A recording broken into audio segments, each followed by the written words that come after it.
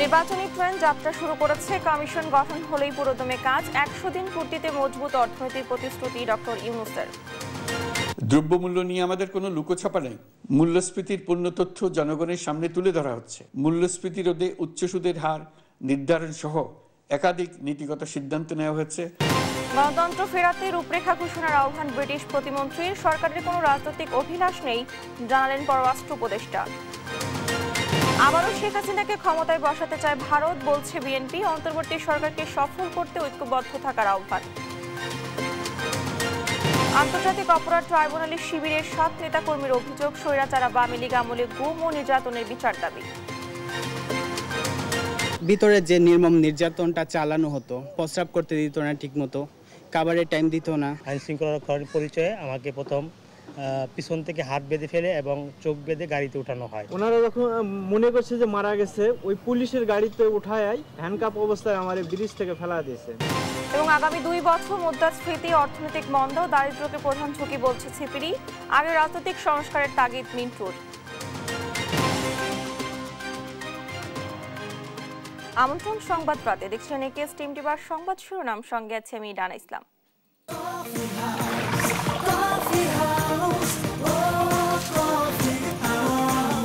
Coffee house, প্রতি চুমুকে আড্ডা জমে। এবার যাচ্ছি বিস্তারিত সংবাদে।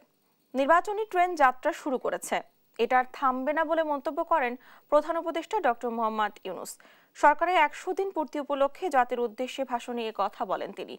জানান, নির্বাচন কমিশন শিগগিরই গঠন হবে, এরপরে নির্বাচন আয়োজনে পুরোদমে কাজ শুরু হবে। এ সময় মজবুত অর্থনীতির দেশ গড়তে প্রতিশ্রুতি দেন সরকার প্রধান। এছাড়া প্রতিটি শহীদ পরিবারকে পুনর্বাসন করার আশ্বাসও দেওয়া হয় সরকারের পক্ষ থেকে।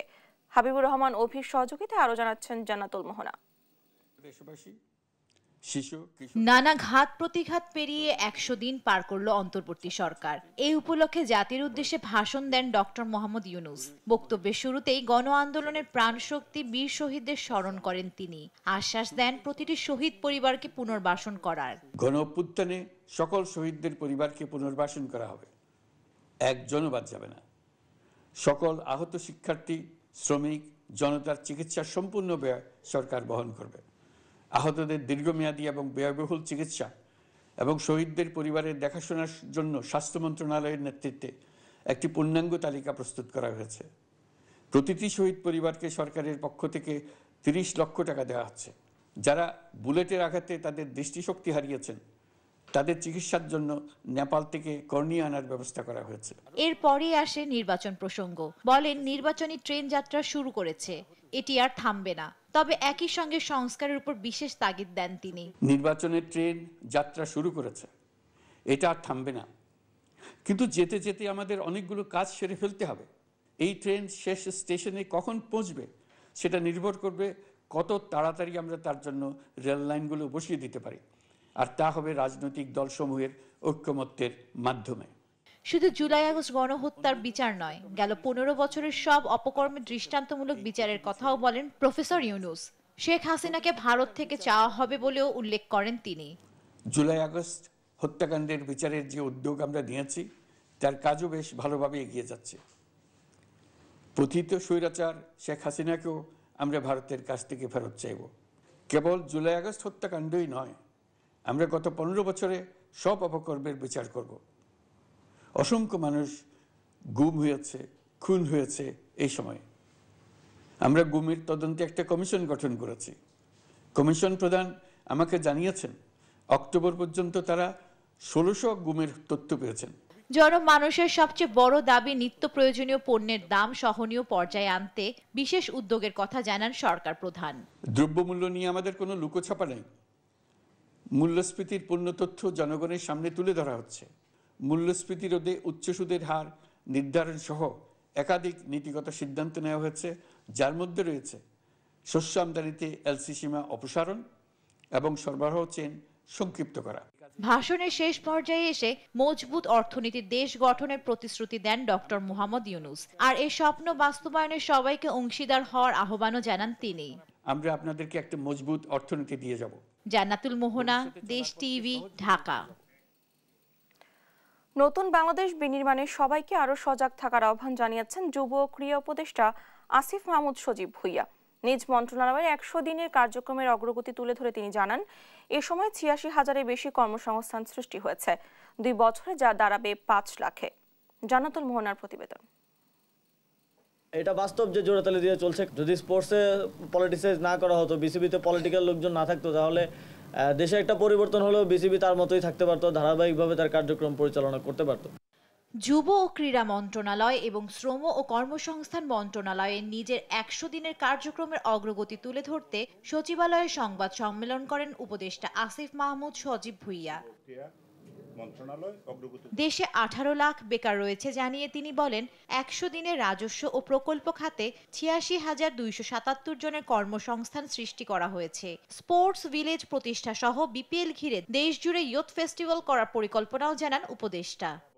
সরকারিভাবে, সরকারি খাতে না, সরকারিভাবে সবাই তো রেভিনিউ খাতে না, সরকারের বিভিন্ন প্রশিক্ষণ কার্যক্রমের মাধ্যমে এবং সরকারের বিভিন্ন প্রকল্পতে অনেকের কর্মসংস্থান নিশ্চিত করা হয়। তো আমরা 5 লক্ষ 2 বছরের একটা লক্ষ্যমাত্রা নির্ধারণ করেছি, কিন্তু আমরা আশা করছি যে আমরা এর থেকে বেশি করতে পারবো। নির্ধারিত সময়ে সংস্কার কমিশনগুলোর প্রতিবেদন পাওয়ার আশা জানিয়ে উপদেষ্টা বলেন, এর আলোকে চলবে সংস্কার কাজ। আমরা আশা করছি খুব 3 মাসের মধ্যেই সরকার প্রস্তাবনাগুলো পাবে এবং খুব দ্রুত সময়ের মধ্যে সেগুলো বাস্তবায়নের দিকে আমরা অগ্রসর হতে পারবো। সংস্কারের পরে নির্বাচন, এটা তো আমরা বারবার বলছি। জানান, ক্রীড়া অঙ্গন সচল ও দুর্নীতিমুক্ত করতে ফেডারেশনগুলোর জবাবদিহিতা নিশ্চিতে প্রতি বছর আয় ব্যয়ের হিসাব নেওয়া হবে। প্রতিটি ফেডারেশনের জবাবদিহিতা নিশ্চিত করার জন্য আমরা ইতিমধ্যে বলেছি যে প্রতি বছর তাদেরকে একটা প্রোগ্রেস রিপোর্ট, তারা কি কি কাজ করেছেন এবং অডিট রিপোর্টটা আমাদের জাতীয় ক্রীড়া পরিষদে যেন সাবমিট করে। আর শ্রমিক অসন্তোষের পেছনে পতিত স্বৈরাচারের হাত রয়েছে বলে মনে করেন শ্রম সচিব। জানান, গোয়েন্দা সংস্থা এবং সেনাবাহিনী এ নিয়ে কাজ করছে। সন্তোষ আসছে, সেখানে আপনারা জানেন সেনাবাহিনী কাজ করছে, আমাদের ইন্ডাস্ট্রিয়াল পুলিশ কাজ করছে। আমরা সবাইকে নিয়েই আমরা এইটাকে অ্যাডজাস্ট করবো এবং আপনারা জানেন আমরা আমাদের উপদেষ্টা মহোদয় বলেছেন আমরা কঠোর অবস্থানে যাচ্ছি। মার্চের মধ্যে শ্রম আইন সংশোধনের কথাও জানান সচিব। জান্নাতুল মোহনা, দেশ টিভি, ঢাকা। বাংলাদেশে গণতন্ত্র ফেরাতে অন্তর্বর্তী সরকারকে রূপরেখা ঘোষণার আহ্বান জানিয়েছেন যুক্তরাষ্ট্রের পররাষ্ট্র প্রতিমন্ত্রী ক্যাথরিন ওয়েস্ট। রাজনৈতিক ও অর্থনৈতিক পুনরুদ্ধারে পাশে থাকারও আশ্বাস দেন তিনি। আর বাংলাদেশের নির্বাচন নিয়ে ব্রিটেনের আগ্রহ রয়েছে বলে জানান পররাষ্ট্র উপদেষ্টা তৌহিদ হোসেন। এ সময় যুক্তরাজ্যে চিকিৎসার জন্য বিএনপি চেয়ারপারসন খালেদা জিয়ার ভিসা প্রক্রিয়া সম্পন্ন হয়েছে বলেও জানান তিনি। শিউলি রায় রিপোর্ট। রোববার সকালে পররাষ্ট্র উপদেষ্টার সঙ্গে বৈঠক করেন যুক্তরাজ্যের ভারত প্রশান্ত মহাসাগর বিষয়ক প্রতিমন্ত্রী ক্যাথরিন ওয়েস্ট। ঘণ্টাব্যাপী বৈঠকে দুই দেশের অর্থনীতি, নিরাপত্তা, জলবায়ু পরিবর্তন ও অভিবাসন নিয়ে কথা বলেন তারা। বৈঠক শেষে ব্রিটিশ প্রতিমন্ত্রী জানান, বাংলাদেশের গণতান্ত্রিক পুনরুদ্ধার এবং স্থিতিশীলতা আনতে ডক্টর ইউনূস সরকারের কর্মপরিকল্পনায় যুক্তরাজ্যের পূর্ণ সমর্থন রয়েছে। We know that the interim government in Bangladesh has committed to restoring peace and order, ensuring accountability and promoting national reconciliation, and it has the full support of the UK government. পরে এই নিয়ে সাংবাদিকদের মুখোমুখি হন পররাষ্ট্র উপদেষ্টা। জানান, নির্বাচনের প্রস্তুতি সহ গণতান্ত্রিক পুনরুদ্ধার প্রক্রিয়া সম্পর্কে প্রতিমন্ত্রীকে অবহিত করা হয়েছে। বলি যে নির্বাচন নিয়ে তাদের কোনো আগ্রহ নাই, তাহলে তো এটা সঠিক কথা বলা হবে না। অবশ্যই তারা জানে, কিন্তু তারা আমাদের সাথে কোঅপারেট করতে আগ্রহী। তারা বরং জানতে চেয়েছে যে কীভাবে তারা আমাদেরকে সহায়তা করতে পারে। আমিও তাদেরকে পরিষ্কারভাবে বলেছি যে আমাদের এখানে কারো কোনো রাজনৈতিক অ্যাম্বিশন নেই। আমরা আসলেই একটি সুস্থ গণতান্ত্রিক পরিবেশ সৃষ্টি করে দিয়ে আমরা সরে যেতে চাই। প্রশ্নের জবাবে তিনি জানান, চিকিৎসার জন্য বেগম খালেদা জিয়ার যুক্তরাজ্যের ভিসা প্রক্রিয়া সম্পন্ন হয়েছে। কবে যাবেন সেটা তার বিষয়। এটা আসলে পররাষ্ট্র মন্ত্রণালয় থেকে তো জানা কিছু নেই। এটা আমরা অবশ্যই সহায়তা করেছি, ভিসার ব্যাপারে আমরা হেল্প করেছি। আমরা চাই যে উনি যেতে পারুক, কারণ ওনার চিকিৎসা হোক। প্রয়োজনীয় সংস্কারের মাধ্যমে অন্তর্বর্তী সরকার সুষ্ঠু গণতান্ত্রিক ব্যবস্থা নিশ্চিত করতে চায় বলেও জানান পররাষ্ট্র উপদেষ্টা। শিউলি রায়, দেশ টিভি, ঢাকা।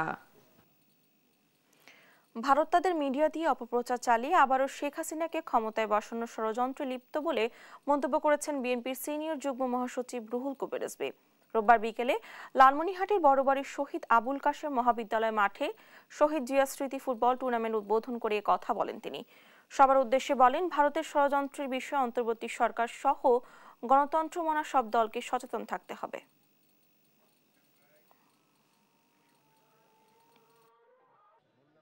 পার্শ্ববর্তী দেশে শেখ হাসিনা আশ্রয় নিয়েছে, তাদের খুবই দুঃখ শেখ হাসিনা এখান থেকে পালিয়ে গেছে। তাদের যে মিডিয়া, তাদের ইলেকট্রনিক্স মিডিয়া থেকে বাংলাদেশের বিরুদ্ধে যে ধরনের অপপ্রচার করা হচ্ছে, স্বাধীন সার্বভৌমত্বে যদি বিশ্বাস করতে বাংলাদেশ একটি স্বাধীন রাষ্ট্র, বাংলাদেশ একটি সার্বভৌম রাষ্ট্র, তাহলে পার্শ্ববর্তী দেশ এই ধরনের অপপ্রচার করত না। অন্তর্বর্তী সরকারকে সফল করতে সবাইকে ঐক্যবদ্ধ হয়ে কাজ করার আহ্বান জানিয়েছেন বিএনপি নেতারা। সরকারের কার্যক্রম জনমুখী করতে বিএনপি গঠনমূলক সমালোচনা করে বলে মন্তব্য করেন দলের চেয়ারপারসনের উপদেষ্টা আব্দুস সালাম। জাতীয় প্রেসক্লাবে আয়োজিত এক অনুষ্ঠানে এসব কথা বলেন নেতারা।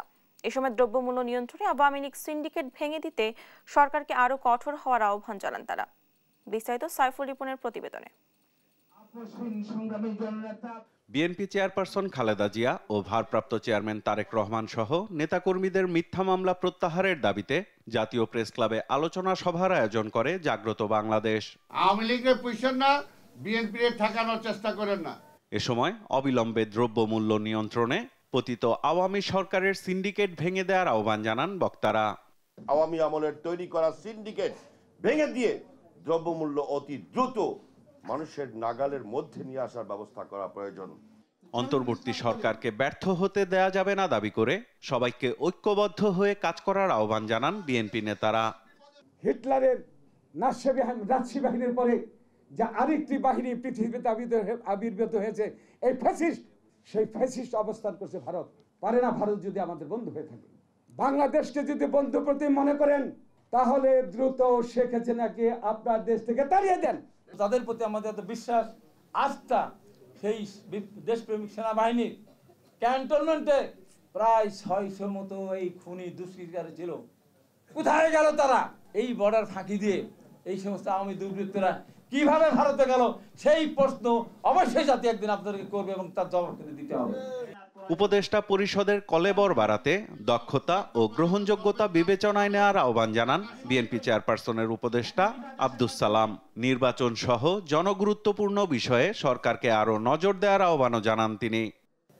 আলামতটা ভালো না, ওইদিকে দৃষ্টি দেন, দৃষ্টিটা ওইদিকে দেন, নির্বাচনের দিকে দেন।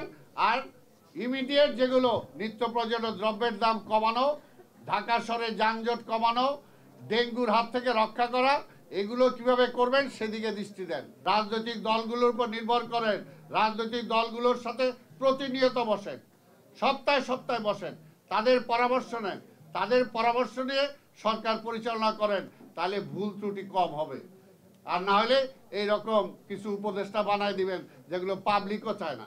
সমাজে যাদের গ্রহণযোগ্যতা আছে তাদেরকে নেন, কিন্তু এমন নিয়ে না ইচ্ছে হইলে ওরা বানায় দিলাম। এটা হাসিনা করছিল, অনেক মন্ত্রী বানাইছে যাদের কেউ চিনেও না, অনেক এমপি বানাইছিল এলাকার লোকজনও জানে না। কাজে ওই আওয়ামী লীগের পথে হাইটেন না। বিএনপি নয় বরং দেশের জন্যই তারেক রহমানকে দেশে ফিরিয়ে আনা প্রয়োজন বলেও দাবি করেন বিএনপি নেতারা। আজকে আধিপত্যবাদের বিরুদ্ধে যদি রাজনৈতিক প্রতিরোধ গড়ে তুলতে হয়, তাহলে তারেক রহমানকেও দেশে দরকার। সাইফুল রিপন, দেশ টিভি, ঢাকা। গুম করার পর গুলি করে পঙ্গু করার ঘটনায় আন্তর্জাতিক অপরাধ ট্রাইব্যুনালে 7টি অভিযোগ দায়ের করেছেন ইসলামী ছাত্র শিবিরের নেতাকর্মীরা। যারা এই গুমের সাথে জড়িত তাদের আন্তর্জাতিক অপরাধ ট্রাইব্যুনালে এনে বিচারের দাবি জানান অভিযোগকারীদের আইনজীবী। পাশাপাশি এখনো যারা গুম অবস্থায় আছেন তাদের ফিরিয়ে আনার দাবিও জানানো হয়। সাব্বিনা মজুমদারের রিপোর্টে বিস্তারিত। আমাকে নিয়ে আসা হয় এখানে হেডকোয়ার্টারের আশেপাশে কোনো একটি স্থানে, যে স্থানে আমি সব সময় শুনতে পেতাম বিমান ল্যান্ড করা আর ওঠার শব্দটা।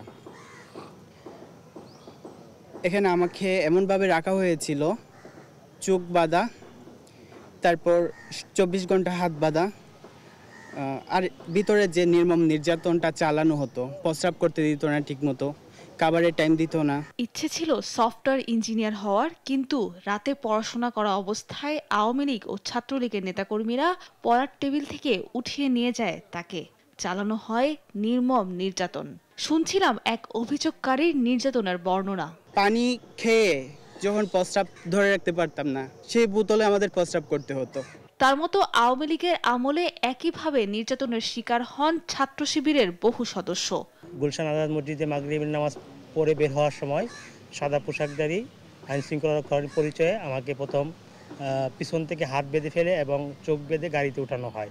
এমনই 7 জনের নির্মম অভিজ্ঞতার প্রেক্ষিতে আজ আন্তর্জাতিক অপরাধ ট্রাইব্যুনালে দায়ের করা হয় আরও 7টি অভিযোগ। অভিযোগকারীরা জানান কাউকে কাউকে তুলে নিয়ে যাওয়ার পর নির্যাতন করে পরে রাস্তায় ফেলে দেওয়া হতো। ওনারা যখন মনে করছে যে মারা গেছে, ওই পুলিশের গাড়িতে উঠায় হ্যান্ডকাপ অবস্থায় আমার ব্রিজ থেকে ফেলা দিয়েছে। রবিবার সকালে ট্রাইব্যুনালে অভিযোগ দায়েরের পর ভুক্তভোগীদের আইনজীবী জানান 53 জন র্যাব ও সাদা পোশাকের পুলিশ সদস্যের বিরুদ্ধে অভিযোগ আনা হয়েছে। যিনি এখন পর্যন্ত মিসিং আছেন, আমরা শত চেষ্টা করেও ভাইকে আমরা খুঁজে পাইনি। তার বাড়ি হচ্ছে ঝিনাইদহ সদরে। এ ছিল আমাদের 7টি অভিযোগ। আমরা ট্রাইব্যুনালে অভিযোগ দায়ের করেছি। আমরা আমাদের অভিমত, আমাদের প্রত্যাশা ব্যক্ত করেছি যে যারা এখনো মিসিং আছে আমরা তাদেরকে ফিরে পাবো।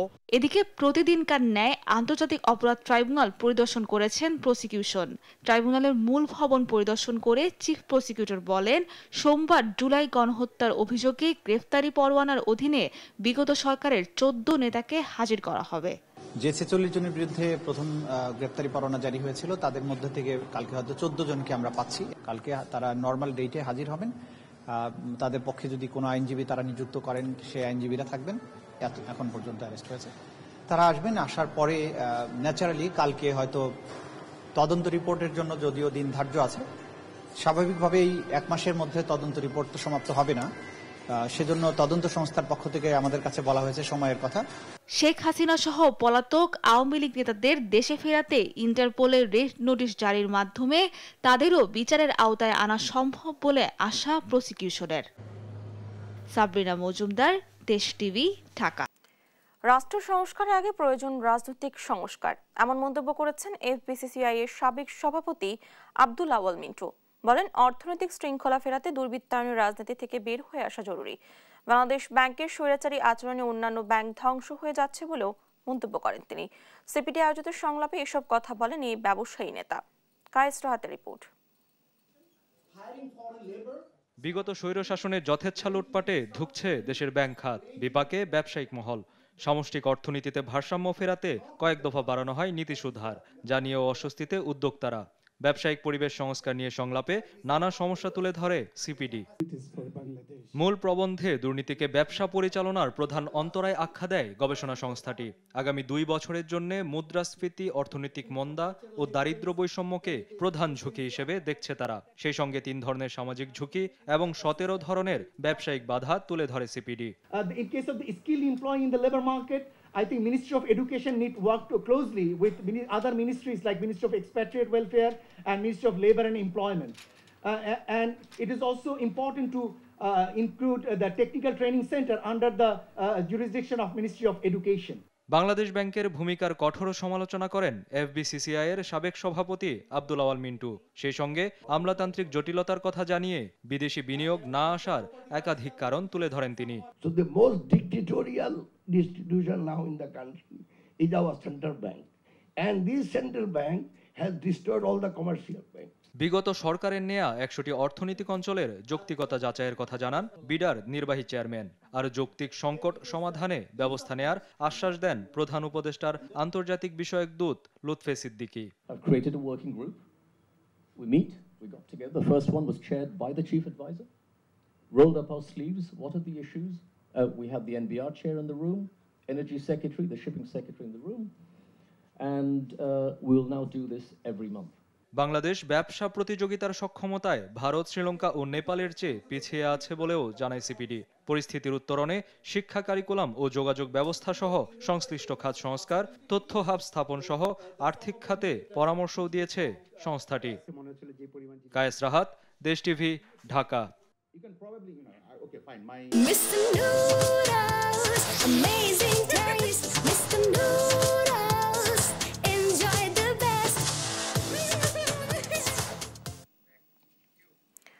অতীতের সব রেকর্ড ছাড়িয়েছে ব্যাংক খাতের খেলাপি ঋণ।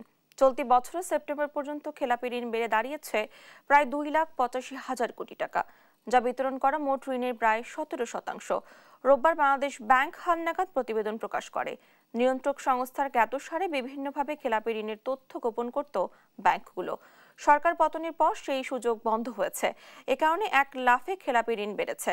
কেন্দ্রীয় ব্যাংকের তথ্য বলছে, চলতি বছরের সেপ্টেম্বরের শেষে খেলাপি ঋণ দাঁড়িয়েছে 2,84,977 কোটি টাকা, যা বিতরণ করা ঋণের 16,82,821 কোটি টাকার 16.9 থেকে 3%। শুধু তাই নয়, গেল 16 বছরের মধ্যে বিতরণ করা ঋণ ও খেলাপি ঋণের সর্বোচ্চ অনুপাত এটি। তথ্য বলছে, গেল জুন পর্যন্ত খেলাপি ঋণ ছিল 2,11,391 কোটি টাকা। 3 মাসে বেড়েছে 73,586 কোটি টাকা।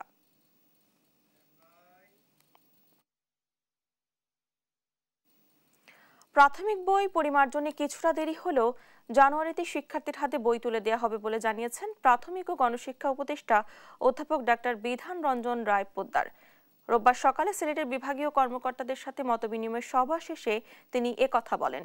উপদেষ্টা আরও জানান, এই মুহূর্তে প্রাথমিকের সহকারী শিক্ষকদের 10ম গ্রেড বাস্তবসম্মত না হলেও প্রাথমিক শিক্ষকদের 10ম গ্রেড নিশ্চিত করাই এখন প্রধান লক্ষ্য। এ সময় শিক্ষার মান বাড়ানোর তাগিদ দেন উপদেষ্টা।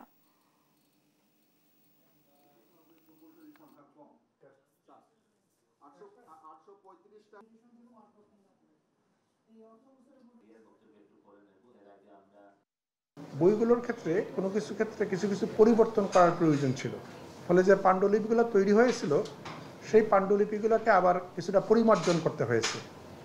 এই কারণেই আমরা কিছুটা বিলম্বিত হয়েছে, কিন্তু আমরা প্রক্রিয়া চালাচ্ছি, অগ্রসর হচ্ছে। ওয়ার্ক অর্ডার দেওয়া হয়ে গেছে আমাদের বইগুলো ছাপানোর, এবং আমরা আশা করছি যে জানুয়ারিতেই আমরা সব বই, বিশেষত প্রাইমারির সব বই আমরা বাচ্চাদের কাছে পৌঁছে দিতে পারবো। চট্টগ্রামের কর্ণফুলী উপজেলায় অভিযান চালিয়ে দেশীয় মদ, গুলি ও আগ্নেয়াস্ত্র 2 জনকে গ্রেফতার করেছে যৌথ বাহিনী। গেল মধ্যরাতে বিশেষ অভিযানে পুলিশ ও সেনাবাহিনীর শিকলবাহা এলাকায় অভিযান পরিচালনা করে। সেনাবাহিনীর শিকলবাহা ক্যাম্প কমান্ডার জানিয়েছেন, গোপন তথ্যের ভিত্তিতে তারা পুলিশকে সঙ্গে নিয়ে গ্রামে অভিযান চালান। সেখানে বিশেষ কৌশলে লুকানো ছিল 18 ব্যারেল দেশীয় ছোলাই মদ, শটগানের গুলি এবং বিপুল পরিমাণ দেশীয় আগ্নেয়াস্ত্র। গ্রেফতারকৃত 2 ব্যক্তির বিরুদ্ধে আইনানুগ ব্যবস্থা নিতে কর্ণফুলী থানায় হস্তান্তর করা হয়েছে।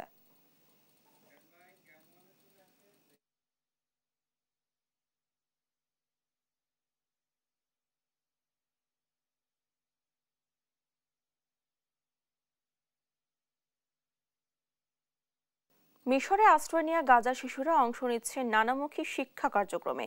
গ্র্যান্ড চিলড্রেন অফ অলিভার নামের এক সংগঠন চালায় এই পাঠদান। শুধুমাত্র শিক্ষা কার্যক্রম নয়, গুরুত্ব দেওয়া হয় শিশুদের মানসিক স্বাস্থ্য ও সাংস্কৃতিক কার্যক্রমেও। বিভিন্ন ভাষার পাশাপাশি শেখানো হয় গ্রাফিক্স ডিজাইন ও ফটোগ্রাফিও। নাসরিন আক্তার রিপোর্টে বিস্তারিত। রংতুলির আঁচড়ে শিশুরা লিখছে গাজা ইজ ফ্রি। সেই ছবিগুলোই আবার টানানো হচ্ছে দেয়ালে। এ দৃশ্য মিশরের কায়রোর এক স্বেচ্ছাসেবী শিক্ষা প্রতিষ্ঠানের, যেখানে পাঠ গ্রহণ করছে গাজার উদ্বাস্তু শিশুরা। হামাস ও ইসরায়েলের চলমান আগ্রাসনে প্রাণ বাঁচাতে মিশরে আশ্রয় নেয় অনেক শিশু, যারা অল্প বয়সে সাক্ষী ভয়ঙ্কর সব নারকীয়তার। এতে তাদের মানসিক স্বাস্থ্যেও প্রভাব পড়েছে।